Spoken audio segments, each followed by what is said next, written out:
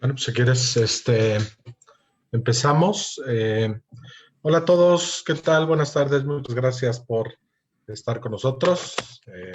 Tenemos el honor de estar hoy con Norma Brits, quien es licenciada en Derecho por la Universidad Iberoamericana, con especialización en Derecho de las Instituciones Financieras por parte de la Universidad Panamericana y certificaciones como abogada digital y Legal Tech, con más de 15 años de experiencia enfocada en la práctica legal dentro de entidades del sector financiero, tales como Evercore, Casa de Bolsa y BBVA Bancomer. Actualmente responsable del área legal en Principal Fondos de Inversión, en donde ha participado activamente en procesos de transformación digital de la compañía.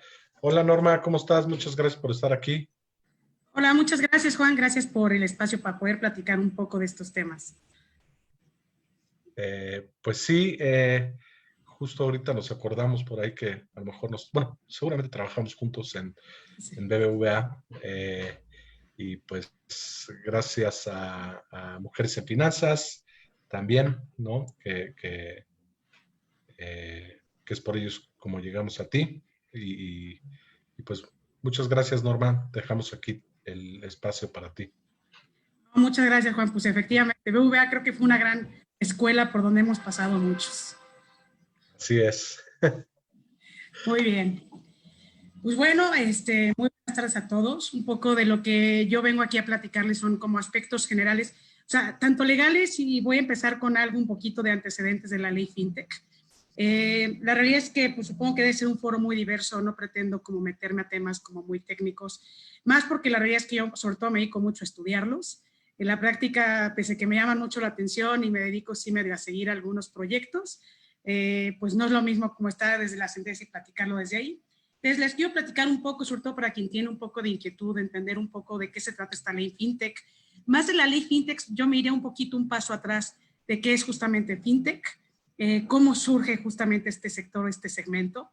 Y de aquí, bueno, perdón, y antes que otra cosa me voy a disculpar, la presentación es sumamente corta y básicamente con los puntos que voy a abordar. Tuve una falla técnica hace un par de horas con la presentación original que traía mucho más contenido, pero de aquí también al final les voy a dejar mis datos, quien guste tener un poquito más de información, yo voy a tratar de hacer referencia.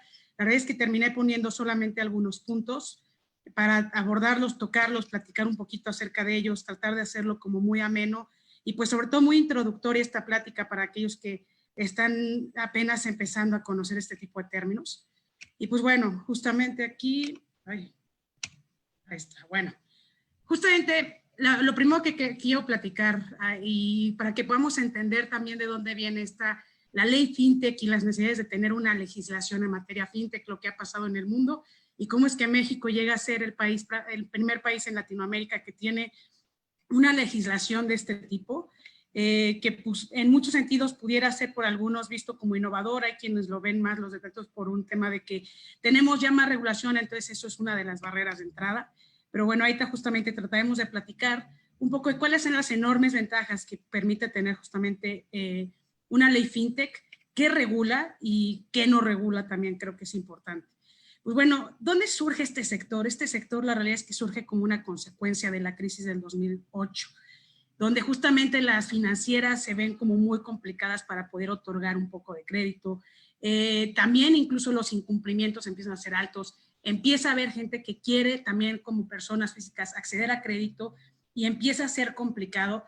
Entonces, la realidad es que ahí es donde se empieza a crear una necesidad y hay quien empieza a ver una oportunidad, aunado también a muchas de las cosas que la tecnología en 2008 ya empezaba a permitir hacer. Digo, la verdad es que suena muy cerca, pues, en cuestiones tecnológicas 2008 ahorita la realidad es que ya hay muchas cosas que funcionan de manera muy diferente y que nos han acelerado mucho. Pues bueno, eso es un poco como surge justamente, es el antecedente de las fintech. Realmente empieza más para resolver una necesidad de crédito ante una crisis financiera, también ante entidades financieras que tenían que ser mucho más cuidadas en otorgar crédito porque su situación era muy complicada. Y de ahí es donde vemos que empiezan a surgir justamente pues estas oportunidades y esta nueva industria, este nuevo sector que conocemos como fintech. ¿no? Que como pues bien sabes, es la suma justamente de lo que es el sector financiero, agregándole justamente lo que es un poco de tecnología. Y pues en este sentido también, que es como creo que importante que tengamos como presentes, fintech, como muchos sectores o industrias que se les empieza a agregar tecnología, empieza a detectar, además de dónde están sus oportunidades, que empieza a haber un mercado que empieza a necesitar o que empieza a adaptarse justamente a una sensación de sencillez, de inmediatez, de ubicuidad, que las cosas estén al alcance de la mano. Y de ahí es donde también pues empieza a darse como todo el desarrollo justamente de lo que es la industria fintech. Ahora, me voy a ir un poquito, ¿dónde se empieza a desarrollar más fuertemente desde un punto de vista de políticas públicas y legislación? Lo vamos a encontrar y de ahí, digamos, quien quiera ir buscar un poquito más, hay Londres sin duda ha sido, bueno, perdón, mi perro ya se vino aquí a presentar, y me está El mío está acá abajo. Bueno, quería aparecer. Pero bueno, un poco lo que le estaba contando era que la regulación, pues de dónde viene, inicialmente dónde se empieza a ver, a tener esta necesidad de regulación y sobre todo para poder dar un poco de seguridad también a quienes estaban accediendo a crédito, porque al final del día, pues a diferencia de muchos sectores tech, pues el fintech lo que trata o de lo que es su insumo es el dinero, y es el dinero de la gente, es el dinero de las entidades, es el dinero pues de alguien. Entonces, de ahí que empieza a darse estos esquemas de regulación, principalmente Gran Bretaña y Singapur. Podemos encontrar ahí ya como, pues de hecho fue mucho de lo que el grupo o el equipo en México de personas que estuvieron participando y redactando esta ley, estuvieron tomando justamente como referéndums. Y pues ahí, o sea, básicamente podemos encontrar Inglaterra, Singapur como con grandes avances ya en materia regulatoria y en materia de política pública, en materia de fintech. Ahora, algunos datos ya viniéndonos aquí en México. México realmente sí somos como una sociedad un poco pues, de corte tradicional. El sector financiero también se resistió mucho aquí en México. Y la realidad es que en 2016 es donde ya se empieza a tener ciertos datos.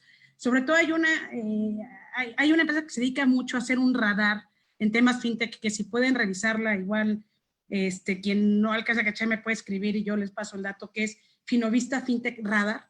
La realidad es que trae estudios bien interesantes que también hace junto con el Banco Interamericano de Desarrollo, donde traen una medición muy interesante de cómo se ha venido moviendo este sector de 2016 a la fecha.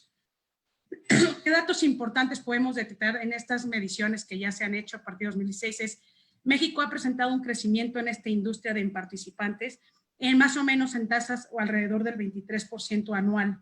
La realidad es que ningún sector, tiene que ver con lo nuevo que es, pero ha tenido este tipo de crecimientos. Ahora, ¿qué otros datos podemos tener interesantes respecto justamente que nos proporciona Finovista Fintech Radar? Es algo que podemos también ver es que las tasas de desaparición de estas fintechs se ha venido reduciendo de manera importante en el último año, año y medio. O sea, ya estamos alrededor de las startups que empezaron hace un par de años en materia de fintech.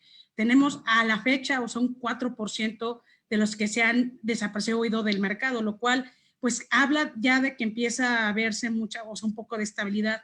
Por ahí se hablaba cuando previo que saliera la ley fintech que muchas de las fintechs iban a desaparecer después de la ley por tener que cumplir con estos, o sea, con muchas de las cosas que se necesitaban. La realidad es que esto puede ser que sea no tan cierto. Lo primero es porque no abarca todos los tipos de empresas de fintech. Ahorita vamos a empezar a platicar un poco de qué sí regula la ley fintech y cuáles fintechs no están, reguladas por la ley fintech, lo cual no quiere decir que no tenga regulación que tenga que observar. Por supuesto que sí lo va a tener como cualquier empresa que se dedique al comercio, y sobre todo en temas de tecnología, pues el tema de data privacy y privacidad de datos empieza a jugar de forma muy relevante esa regulación.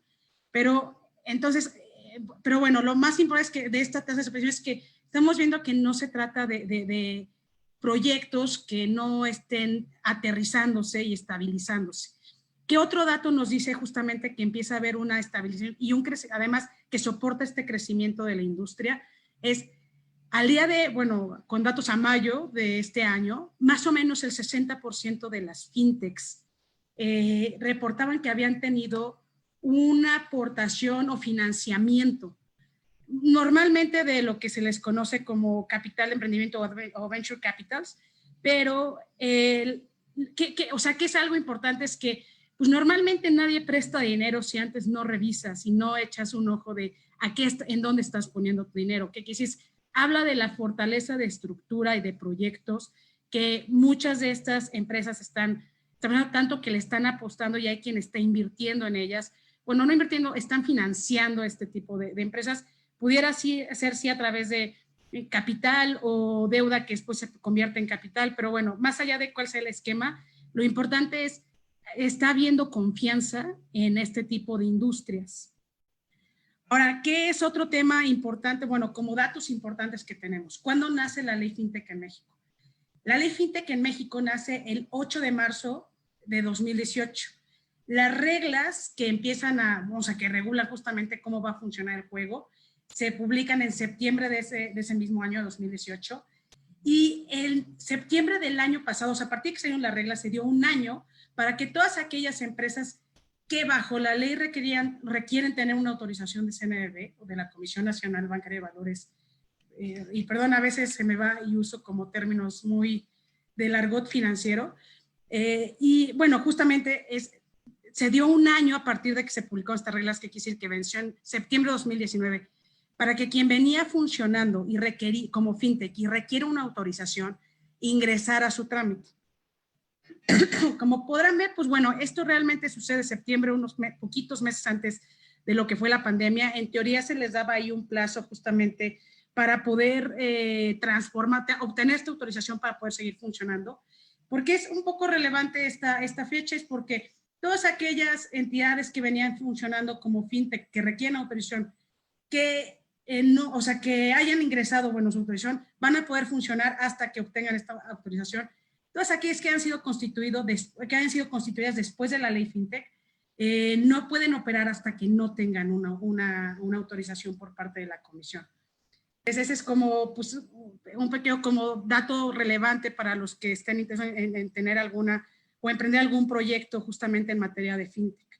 Ahora, ¿cuántas obtuvimos? Se obtuvo en septiembre, el dato fue 80 solicitudes de autorización. Me parece que fueron 80 o 81, ahí estoy, porque una ya fue autorizada. A la fecha solamente hay una sola, lo que la llaman institución de tecnología financiera autorizada. Esto es en materia de medios de pago, lo que se les llama wallets o pues, carteras virtuales. Y pues de estas 80, lo que tenemos es que el dato son 50 instituciones son de esto de los que les estoy refiriendo como que son wallets, y 24 de ellas se refieren a lo que es financiamiento colectivo, también, que también se le conoce como crowdfunding. Entonces, pues realmente están justamente muchas en espera. Apenas en agosto reanudó la comisión nuevamente el cómputo de plazos para que puedan obtener su autorización. Entonces, yo creo que el siguiente año, sin duda, y también pues después de los efectos post pandemia, vamos a empezar a ver un poquito más de estas instituciones de tecnología financiera o fintech reguladas en el mercado. Ahora, vámonos ya un poquito más a ver, espérense, déjame si... Ok, ya está. Un poquito, ¿qué es lo que busca la ley FinTech? O sea, ¿bajo qué principios, ya metiéndonos un poquito más en esta regulación que nace en México, bajo qué principios se estableció, se desarrolló prácticamente la ley FinTech y asimismo la regulación secundaria que la Comisión Nacional Bancaria de Valores emitió en este sentido? Pues básicamente lo que busca son 6 principios, o sea, es lo que es la inclusión e innovación financiera. La realidad es que en este sentido todavía hay mucho que hacer. Actualmente la gran mayoría de las fintechs que están en proceso de autorización y de las que vienen funcionando ya están muy enfocadas, sí, tal vez al nicho más bajo del segmento, pero del segmento todavía bancarizado. Ahí creo que, digamos, todavía creo que falta mucho para que la industria siga desarrollándose y sin duda empezar a ampliar más el compromiso de lo que es una inclusión financiera realmente para aquellos segmentos y sectores que pues están subbancarizados o no están bancarizados en absoluto.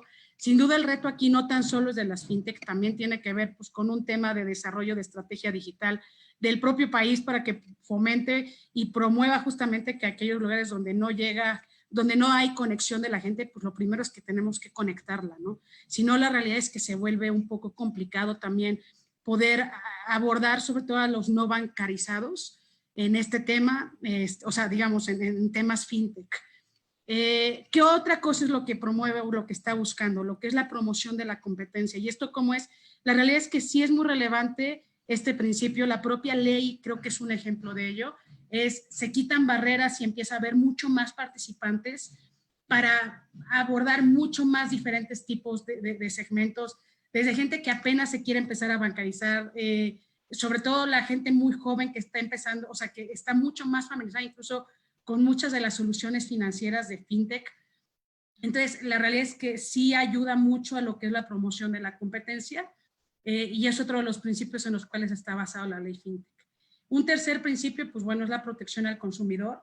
La realidad es que un poquito, ¿qué es lo que busca también esta ley fintech?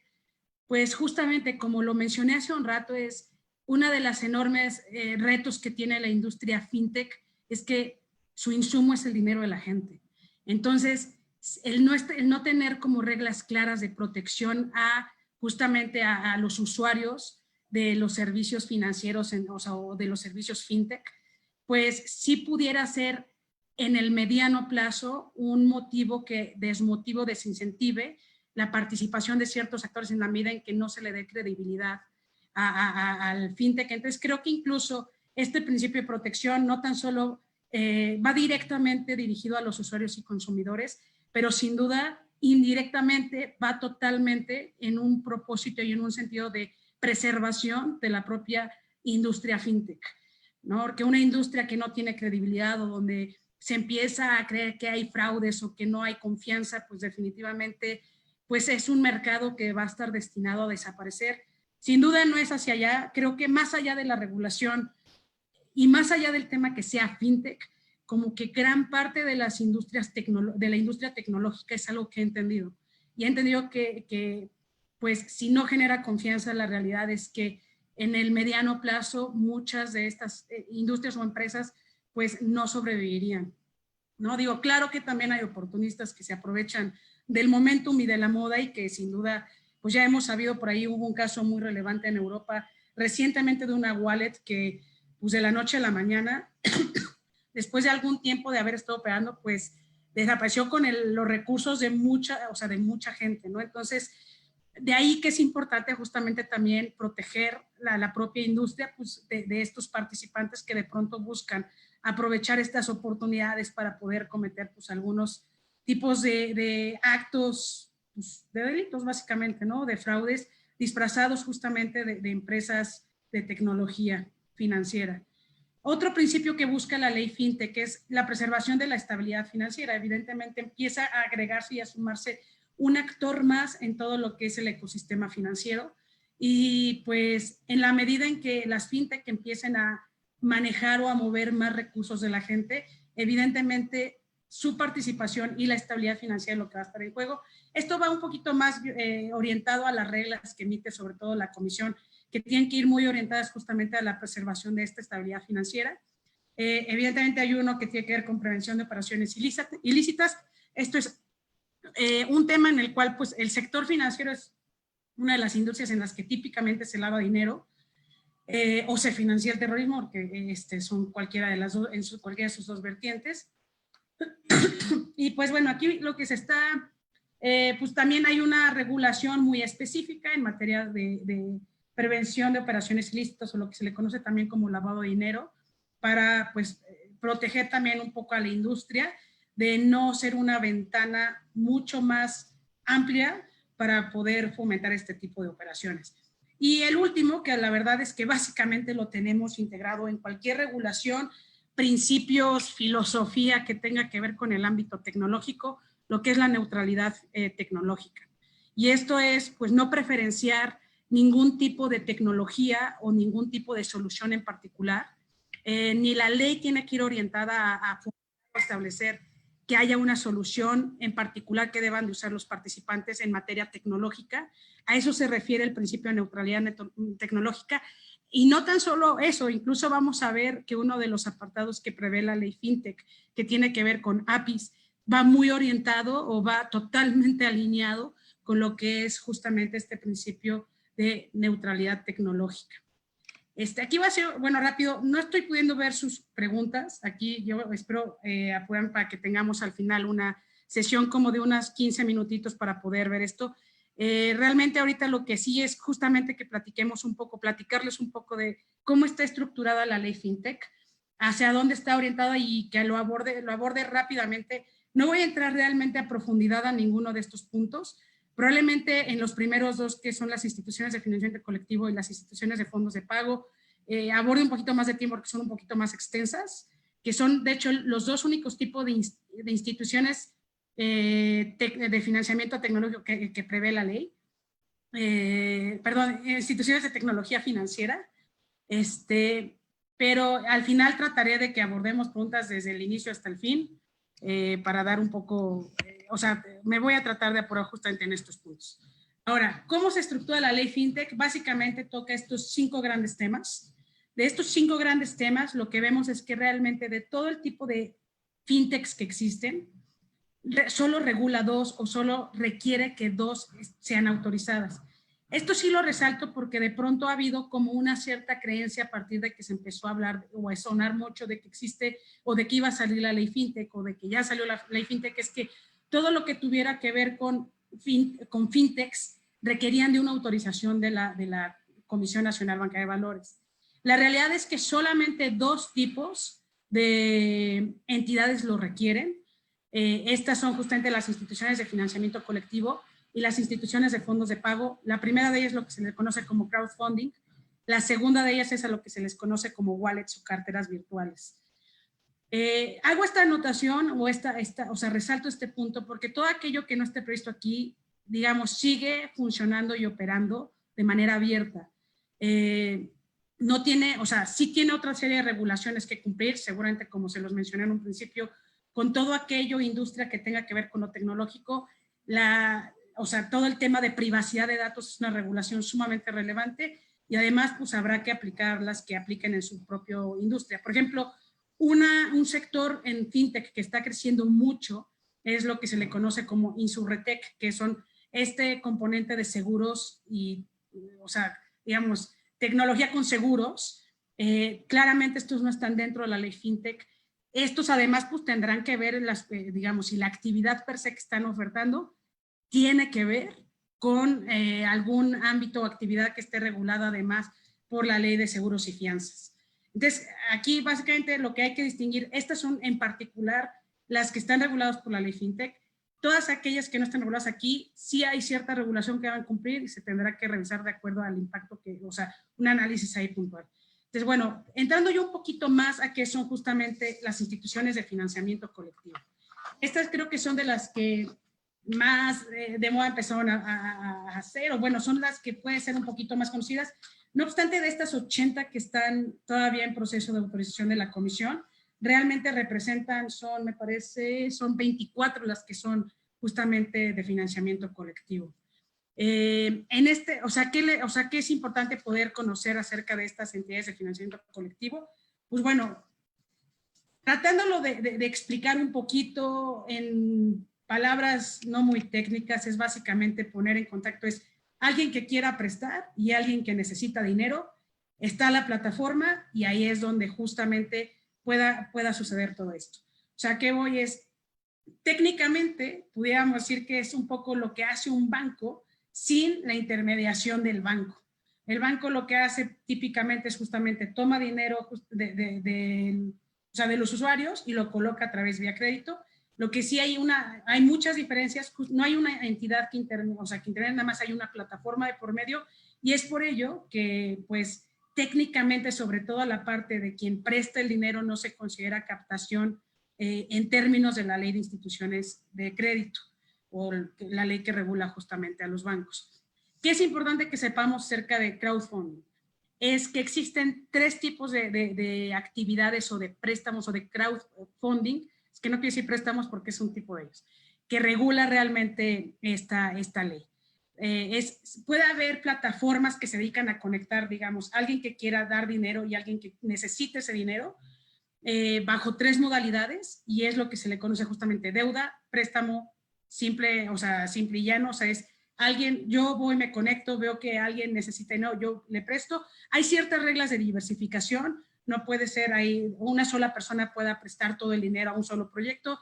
Hay unas, o sea, ahí es un poquito más del detalle que tiene justamente la ley y sobre todo la regulación secundaria en este sentido, para que no, justamente ayudar un poco también a quienes participan en estas plataformas, pues a que diversifiquen su riesgo o no concentren su riesgo.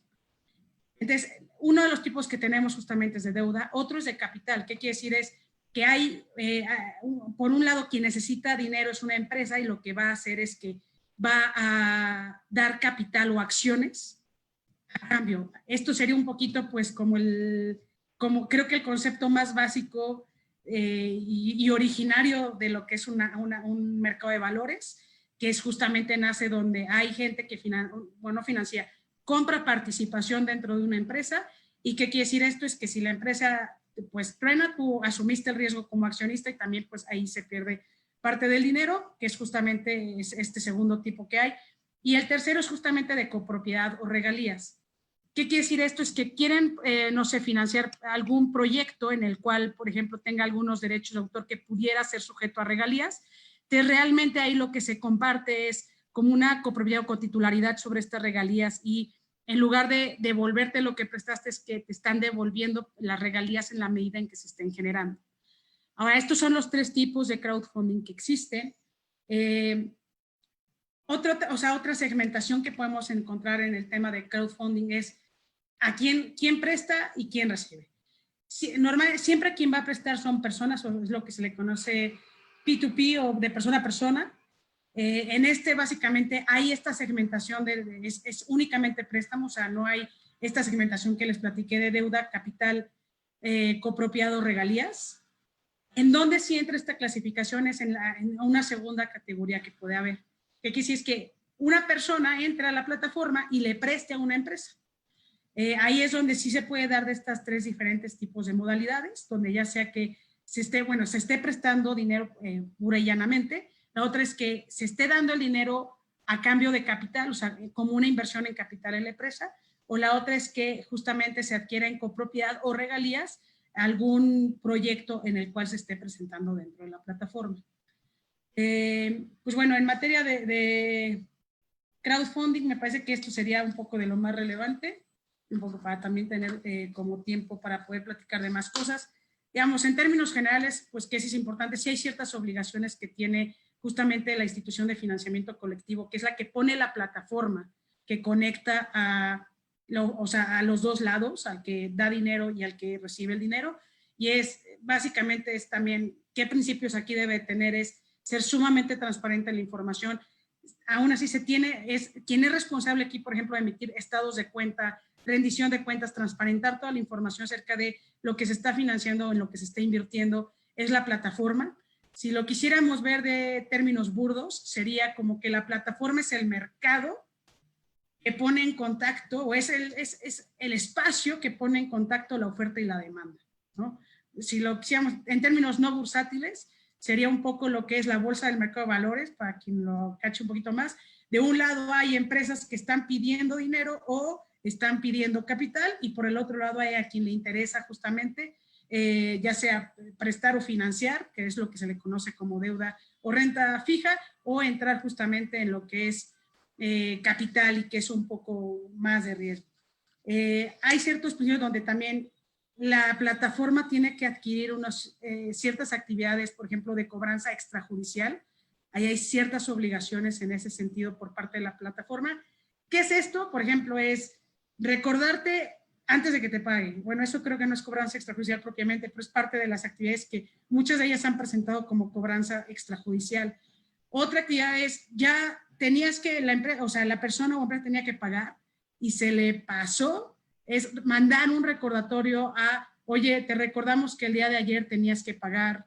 Eso es parte de las actividades como de cobranza extrajudicial que son de las obligaciones que adquiere la plataforma, que pone justamente que adquiere esta autorización como ITF. Y pues básicamente, o sea, es como de las obligaciones más relevantes que tiene: diversificación, hacer cobranza extrajudicial, transparencia de la información, y pues básicamente. De ahí vamos al segundo tipo de entidad que requiere autorización por parte de la ley FinTech, que es lo que son las instituciones de fondos de pago, que también son justamente las wallets. Las wallets, esto no bajo la ley, pero igual para que podamos cachar los diferentes tipos de wallets que hay en el mercado, que muchos, estoy seguro que muchos de nosotros hemos tenido contacto con más de uno de ellos. Son justamente lo que se les conoce, una clasificación un poquito teórica, pero que creo, a mí me gusta porque creo que sirve mucho para entenderlas. Es lo que son, se les considera justamente como wallets abiertas, que son las que están reguladas por la ley FinTech, son aquellas que justamente se dedican a lo que es la emisión, administración, transmisión y redención de fondos de pago. Ahorita voy a meter un poquito a platicarles qué es lo que es fondos de pago. Ahora, para poder entender básicamente a qué es esto, les voy a dar otros dos ejemplos de lo que se les conoce como wallets semicerradas, o más bien semiabiertas, y lo que son las wallets cerradas. Estas últimas dos no están reguladas por la ley FinTech. Las wallets semicerradas o semiabiertas son, por ejemplo, como nuestro monedero Payback. Es en donde tenemos toda una serie tenemos, pues aquí son puntos que al final del día sí los puedes redimir y transformarlo, no en dinero de forma directa, porque de hecho es una provisión que tienen las wallets, pero sí pueden, por ejemplo, hay todos los participantes que forman parte de la red, puedes redimir tus puntos o lo que tengas ahí, o sea, en lo que esté representado los recursos de esta wallet, se pueden redimir entre todos los participantes de la red. Pero es una red cerrada, no es que todos abiertamente o todos los comercios estén adheridos a ello. Payback es un gran ejemplo justamente de lo que son wallets semiabiertas.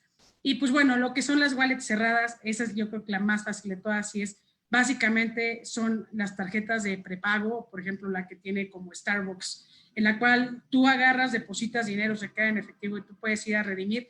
Es totalmente cerrada, únicamente es respecto a puntos, solamente puedes redimir con un solo establecimiento. En las semiabiertas, semicerradas es muy parecido, nada más que aquí puedes redimir tus puntos o, pues sí, puedes redimir puntos o tener como un medio de pago con los que participan en una red o estén adheridos a ellos. Y la que sí está regulando la ley FinTech, que es la que es abierta, que básicamente lo que te permite es, un ejemplo, digo, Payback por ahí usa un pequeño matiz para no caer tal cual, pero Payback o Mercado Pago son muy buenos ejemplos, justamente en los cuales tú, bueno, lo que es que antes más bien Payback justamente y Mercado Pago lo que hicieron es, sí podías mantener ahí un poco de efectivo, de recursos, para poder utilizarla justamente como funcionan estas tarjetas de prepago. Esa es una de las cosas por las cuales Payback decidió no dejar de hacerlo, para no caer justamente bajo la ley FinTech y no tener que hacer justamente todo el proceso de autorización, y se quedó como nada más un agregador de pagos.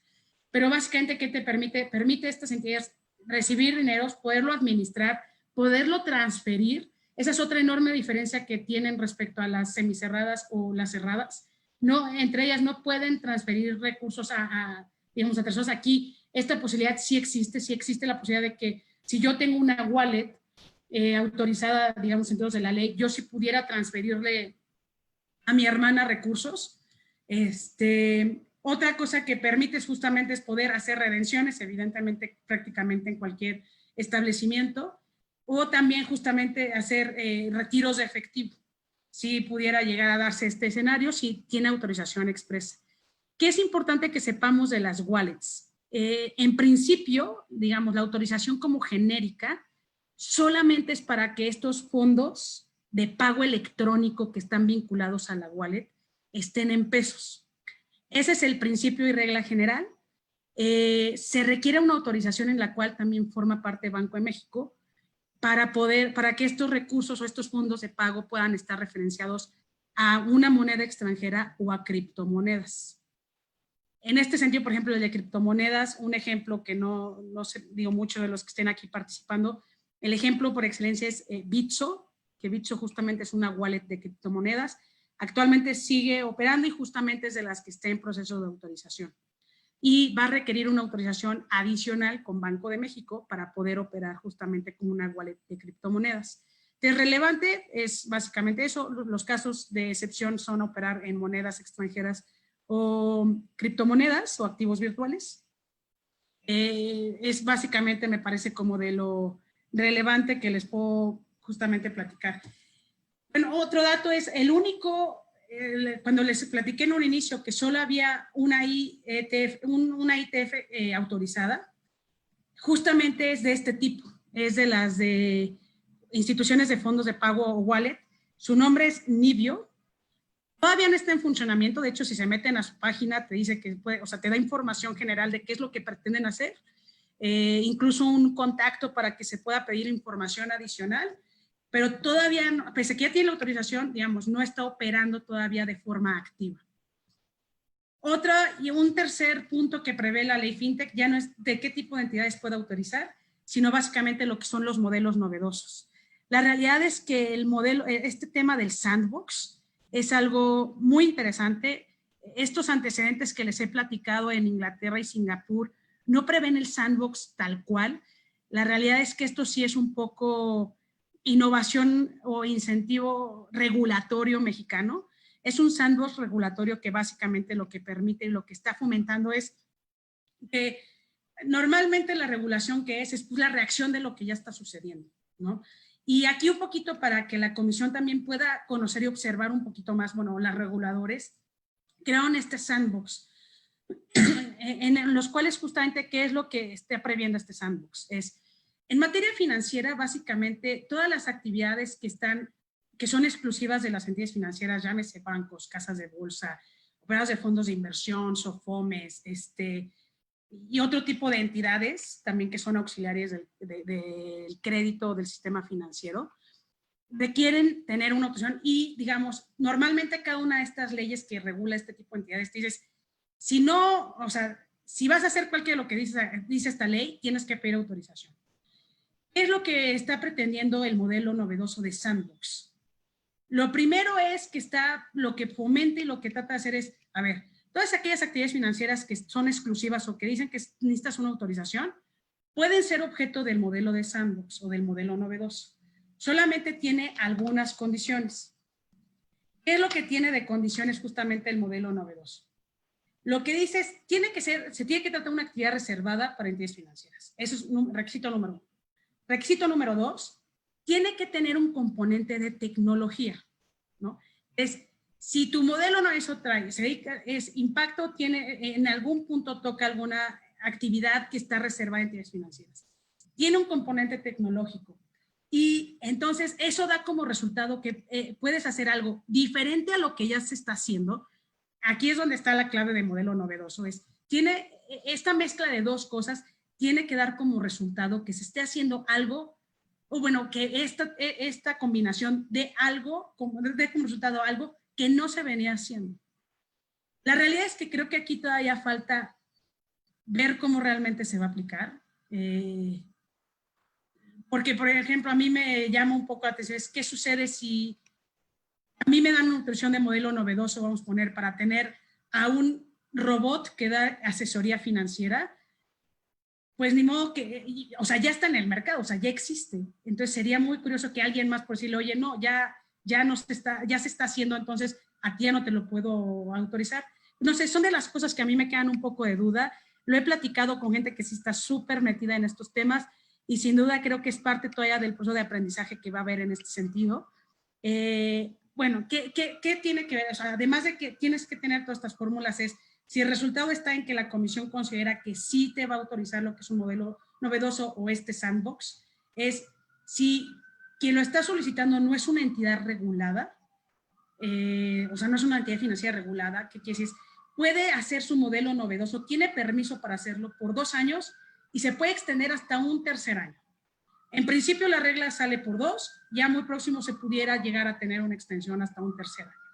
Y si quien está pidiendo este modelo novedoso es una entidad financiera o es una entidad regulada, lo que permite aquí es que se haga por 1 año más 1 año adicional, dando un total de 2 años.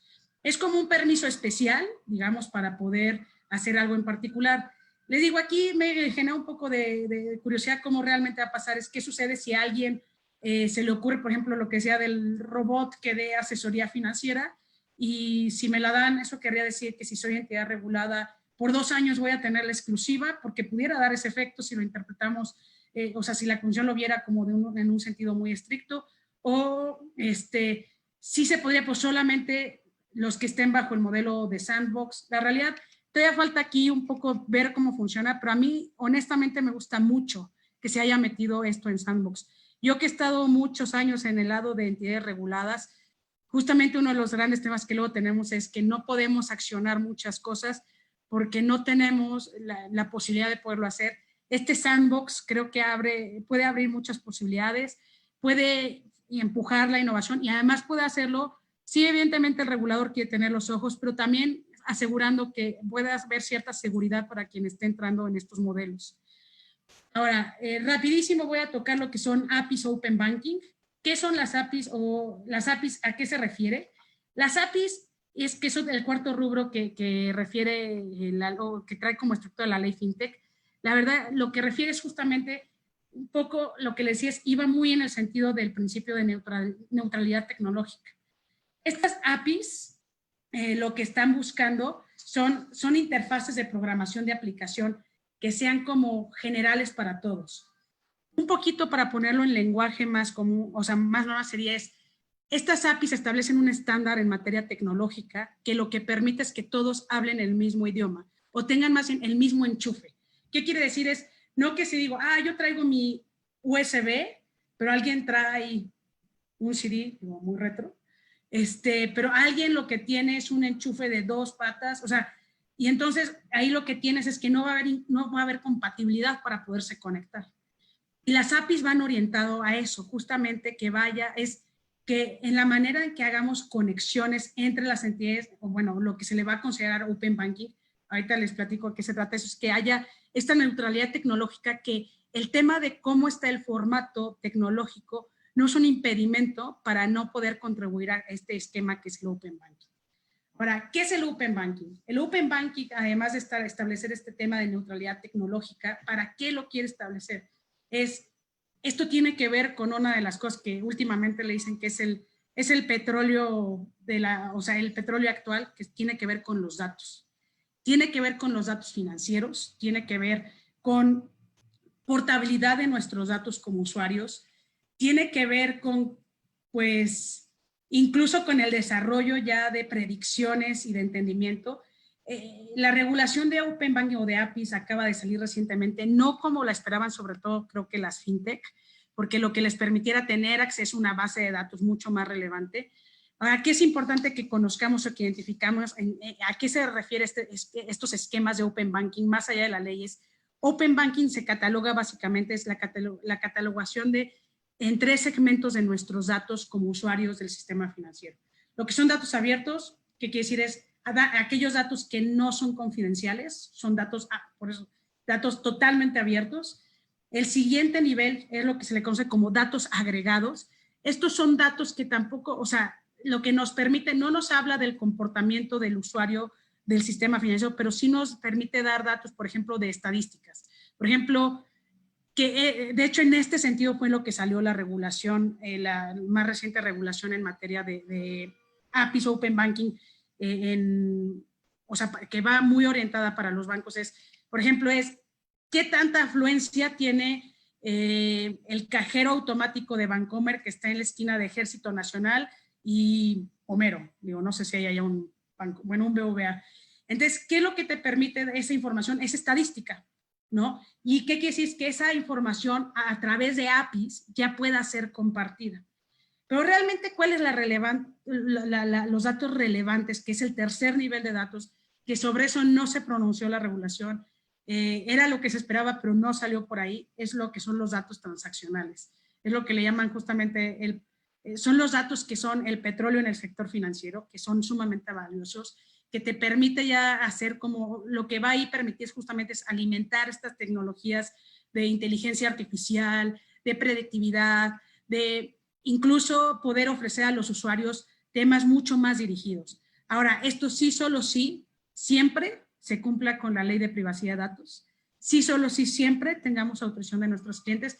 Pero, ¿qué quiere decir? Es que una vez que superas el tema de que sí doy mi consentimiento, es que en el Open Banking literal los datos se empiecen se empiecen pues a medir para poder también tener una, pues como oferta financiera mucho más ad hoc a nosotros, poder permitir dar un mejor asesoramiento, por ejemplo, a los clientes acerca de cuál es su capacidad de endeudamiento, no tan solo con esa entidad financiera, sino con todas.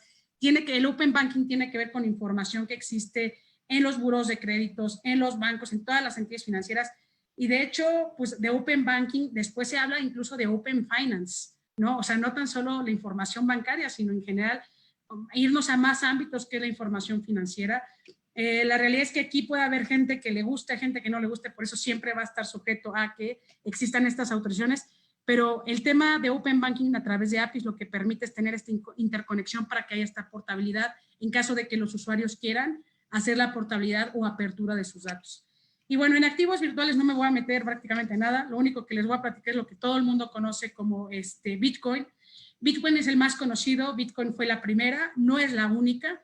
En materia de criptomonedas ya se prevé por primera vez en la ley FinTech, pero realmente la dirige totalmente a regulación que emita Banco de México, que a la fecha Banco de México no está abierto a regular en materia o para el uso justamente de criptomonedas, más allá de lo que sea las wallets.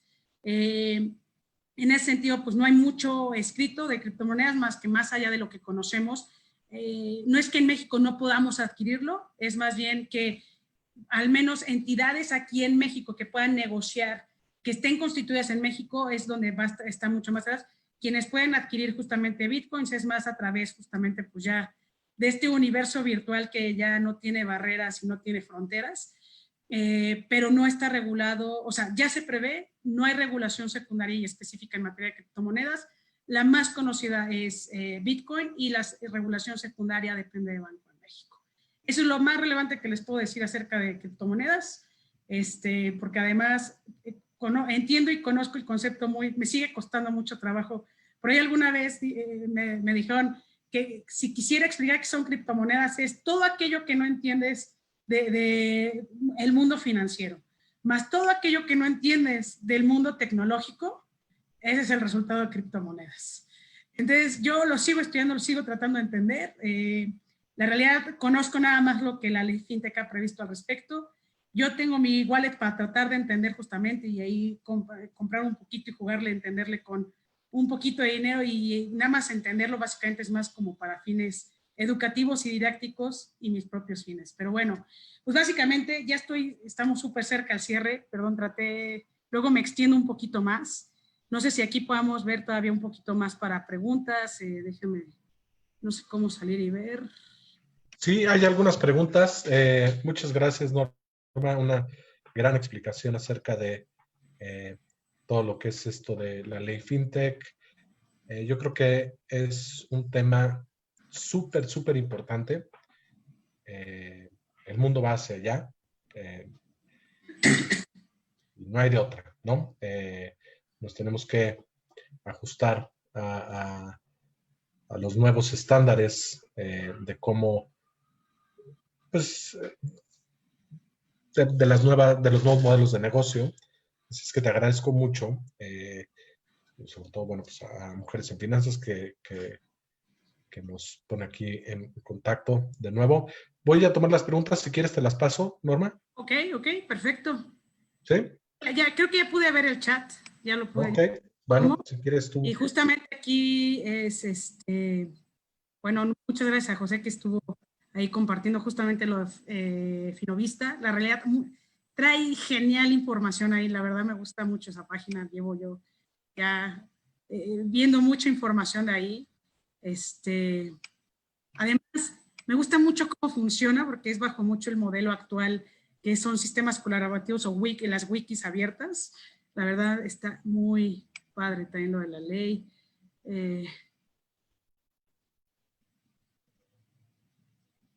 A ver, aquí justamente estoy viendo la pregunta de Ana de cómo usuario fintech, en qué tengo que fijar antes de usar para mitigar riesgos.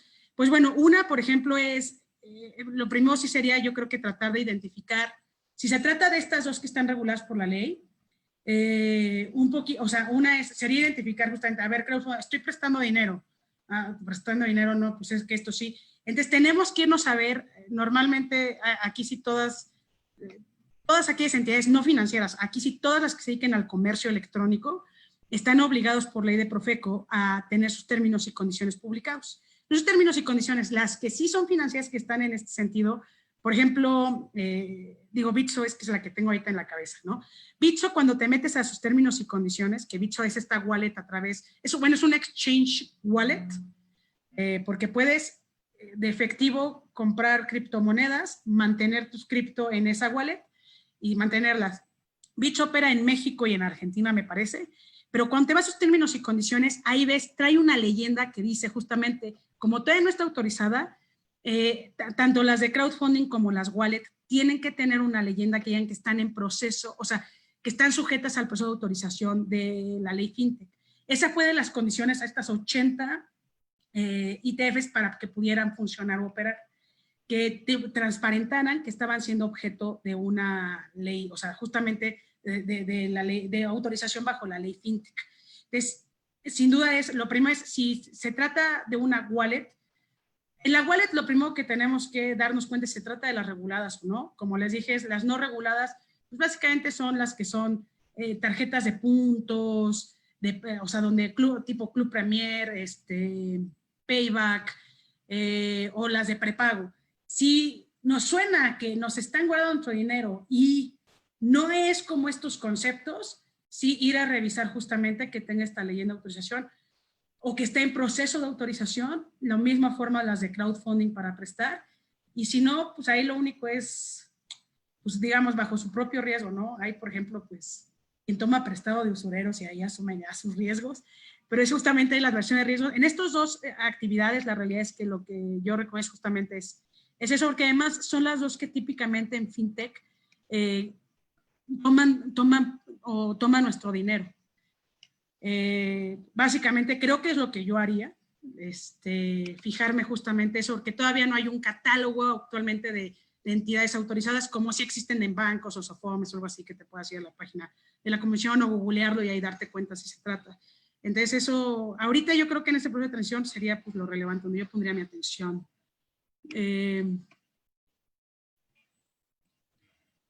Ahora, la verdad es que en las de crowdfunding, yo ya también empecé a hacer ejercicios, está muy interesante cómo sí te va llevando de la mano, te tienen que llevar de la mano a diversificar tus riesgos.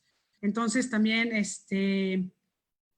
digamos, parte de la inclusión financiera, sobre todo en crowdfunding, está en llevar de la mano a los usuarios para que de una manera muy natural y muy pues, literal en la práctica aprendan a diversificar sus riesgos, lo que en términos comunes se conoce, pues no poner los mismos huevos en la misma canasta, ¿no? Entonces, que estén en diferentes.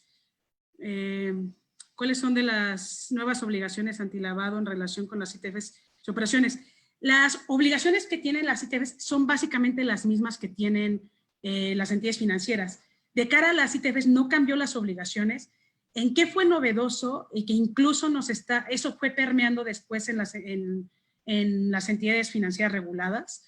Es en la forma de contratación, porque una de las cosas como más importantes que hay en materia de PLD es que sepas, o sea, lo que todo el mundo dice, el KYC o el Know Your Customer, el conoce a tu cliente. Esto es una de las medidas mitigantes justamente en temas de prevención del lavado de dinero. Trae básicamente las mismas obligaciones en materia de gestión de riesgos, tiene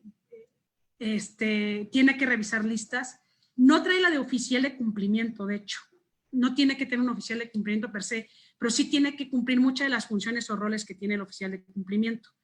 Y en materia de contratación no presencial, sí, o sea, sí obliga ciertas obligaciones, porque ¿qué es lo que pasa? Es que a través de una computadora, pues puede ser que sea cualquiera quien está detrás de esa computadora.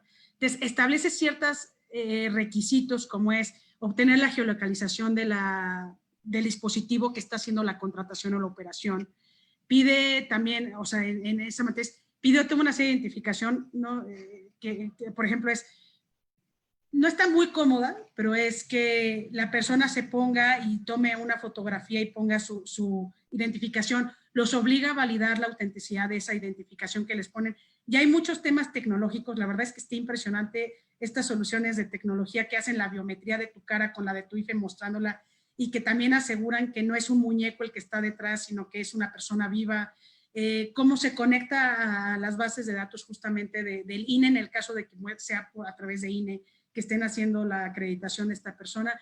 La realidad es que traen, creo que lo más raro es que no traen la obligación de tener un oficial de cumplimiento, pero tienen muchas obligaciones en materia aún así de prevención del lavado de dinero como revisión de listas. ¿Por qué no se regula tanto el tema? La verdad es que en criptomonedas no es mi fuerte. He tomado un par de cursitos donde se ha tomado y he platicado además muy a profundidad. Y tengo un grupo que incluso, ya que pase la pandemia, nos vamos a ir a un bar que solamente acepta pago en criptomonedas que está en la Roma. Digo que va muy orientada justamente a activar este tipo de cosas.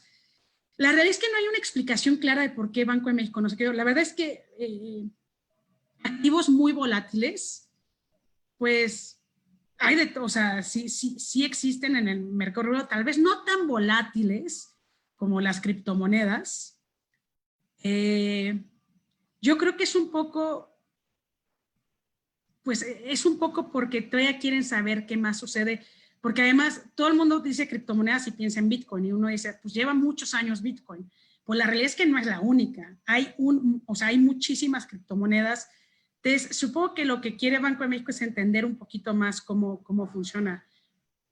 No sé, Banco de México nunca, pese que la verdad creo que es una autoridad que normalmente sí trata de sacar como regulación adaptándose rápido al mercado. O sea, en lo que le toca regularlo, porque no tiene, o sea, no tiene competencia en muchos sentidos, pero sí no hay, por ejemplo, yo recuerdo, estoy tratando de acordarme el nombre, había una moneda, no una moneda, era un documento de intercambio en comunidades en la península de Yucatán, que se extendió hasta Campeche. Esa nota la vi hace como unos 2 o 3 años, y por ejemplo, y era entre comerciantes, básicamente le reconocían como su propio valor. Estoy tratando de acordarme de esa moneda, pero por ejemplo, Banco de México fue súper enérgico, no lo quiso regular y al contrario, dijo que estaba prohibido.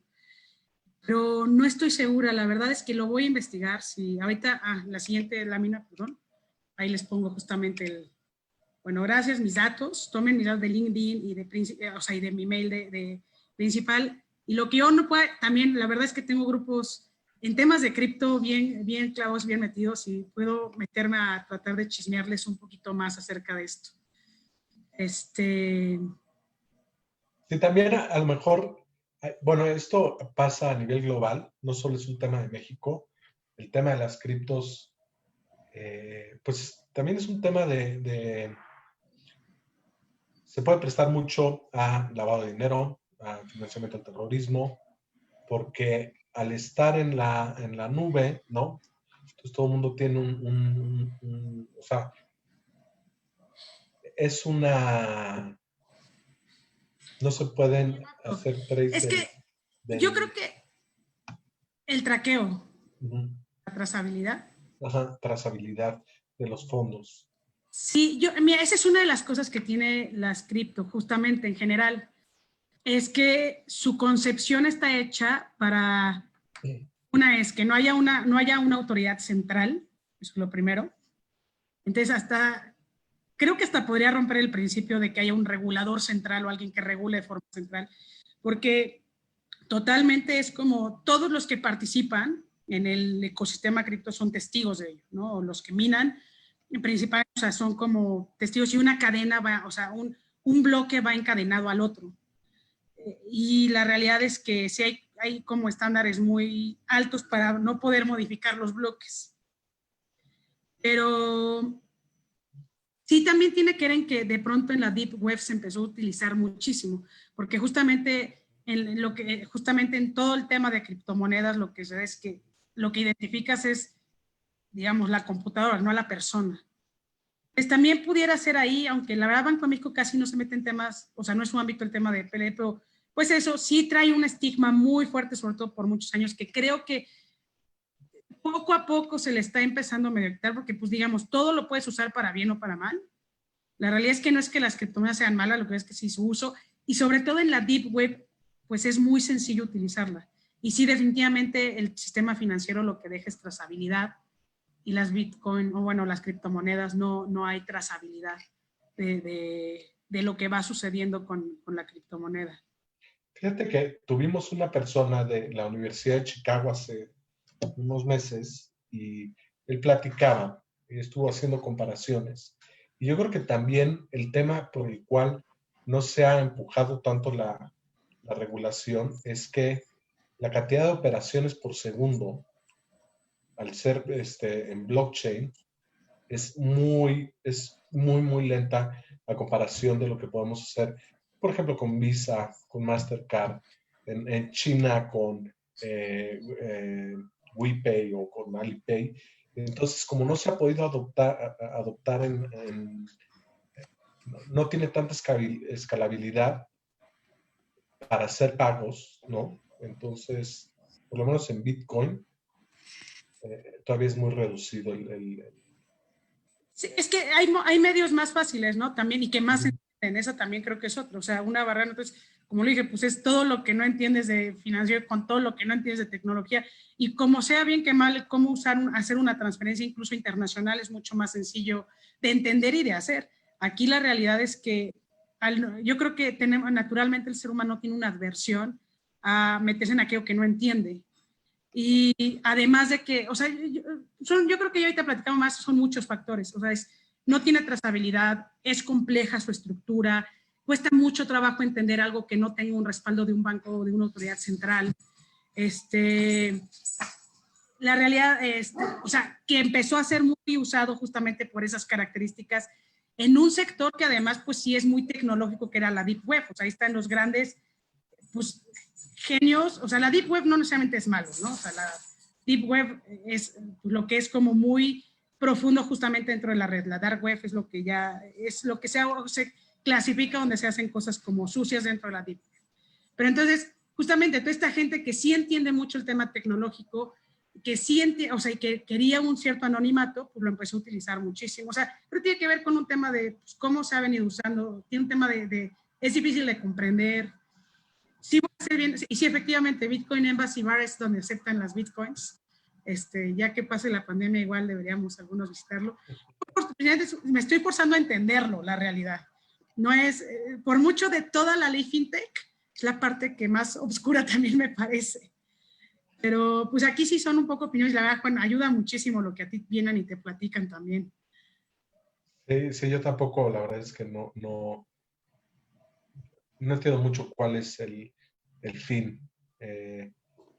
Obviamente dicen descentralización y todo esto, pero como que todavía no sé, a lo mejor estoy medio viejo para... Pues mira, yo creo que aquí hay dos cosas, ¿no? En temas de innovación es o te hace, o sea, digamos, te resuelve algo que te duele, o hay muchas cosas que no resuelven algo que te duele, sino que cuando lo conoces es tan fácil que dices, no manches, o sea, prefiero seguir en ese camino que es más fácil a regresarme al que es difícil. Entonces yo creo que con cripto lo que sucede es, no sé si necesariamente esté resolviendo algo que le duela a mucha gente, porque creo que tiene portabilidad de sus recursos, puede disponer de ellos de forma inmediata. Bueno, ya cada vez en la medida también en que puedes, o sea, digamos, las transferencias internacionales cada vez se hace más sencillo. No lo sé, o sea, la verdad es que yo sí veo que trae poder liberatorio absoluto de cualquier obligación de pago. Entonces, no, o sea, no, yo no, para mí, en mi experiencia, no, bajo mis necesidades, no resuelve algo que me duela. Y al usarla, tampoco es que me haga más fácil la vida. Son las dos razones por las cuales se puede innovar o necesidades que puedes cubrir. Entonces, no lo sé, la verdad es que tal vez para alguien muy tecnológico sí le resuelve algo que le duele, ¿no? O le facilita algo y y pues de ahí que encuentra la ventaja. Pero en la medida en que tú, yo, cualquiera, no, o sea, la tecnología que se pretenda o que pretendas usar no te resuelva algo que te duela o no te facilite algo, la realidad es que creo que difícilmente lo vamos a adoptar de forma individual. Habrá que ver con las otras generaciones qué sucede. Pero bueno, aquí es acerca del peer-to-peer lending, ¿hay alguna regulación? El peer-to-peer lending es el crowdfunding, justamente es el de persona a persona. Efectivamente, y lending pues es el de préstamo, el de deuda. Y sí, efectivamente ahí hay una cierta regulación. Hay más regulación por parte justamente de la entidad autorizada o de la crowdfundera, como se dice en el argot. Sí hay regulación que tiene que cumplir, primero que nada tiene que obtener la autorización. Hay unas ciertas reglas que establece Banco de México, un capital mínimo y algunas cosas que ya una vez que empieza a operar tiene que cumplir, como son estos temas de principios de diversificación. Digamos, una persona que por primera vez entra a prestar, no hay mucho, pero ya cuando esté haciendo más préstamos, tiene que ponerles topes para que no, o sea, digamos, esté diversificada la cantidad de dinero que esté prestando. Aquí esto también, cuando se conecte más con Open Banking, Open Finance, va a permitir que todas las plataformas, porque eso tampoco lo dice, se conecten para que de verdad sepas, yo por ejemplo, cuánto estoy prestando en tu plataforma y cuánto está prestando alguien más, y se pueda hacer esta diversificación de manera pues un poco más real a la situación de la persona. Y sí, está básicamente es la ley FinTech, y la regulación secundaria que salió son las discusiones de carácter general en materia de, ay, se me fue, ahí te la puedo también, si quieren déjenme buscar, googlearla, son las discusiones de carácter general que emitió la Comisión Nacional Bancaria de Valores. Ahí en concreto pide los requisitos que tiene que cumplir para la autorización y ya en sí mismo para la operación. Pues básicamente. Y pues estamos viendo los comentarios, pues casi todo el mundo diciendo muchas gracias. Paola de la Barrera, excelente charla, muchas gracias y felicidades. Ana Lorrabaquio, súper claro, muchas gracias. Yumna Harp, buenísima explicación, deja muy claro cómo poder actuar con las fintechs. Por ahí José habla del Bitcoin Embassy Bar. Sí, ese es el bar en la Roma. José, muchas gracias. Norma, Mauricio Alzate también, muchas gracias. La verdad es que sí, fue muy claro, es muy claro lo que mencionas y cómo lo estructuraste. A mí me gustó mucho, la verdad. Pues, trate Quique de no caer en los Vázquez vicios de abogado. dice muy claro. Dice Que nadie muy nos clara entiende. tu conocimiento del tema, y si se puede contactar en el futuro para posibles temas, estaría perfecto. Gracias, abrazos. Claro, no, y en LinkedIn, por favor, ahí si quieren agregarme, yo ahí lo que me quieran escribir, lo que sepa, y lo que no lo investigamos. Ah, no, pero déjenme. Voy a poner en el chat el de, ay, no tomo. Es que me toma, no sé por qué el de la. Pues bueno, el nombre de las discusiones son estas, les quería poner el link, pero me aparece el link de Zoom. Entonces les voy a poner nada más el nombre de las discusiones de carácter general. Básicamente, en concreto, para la ley FinTech, lo que hay que cuidar mucho es la ley FinTech con las discusiones de carácter general que emitió la comisión. Y pues ya, muy importante también que adicionalmente nunca se debe observar la ley de privacidad de datos.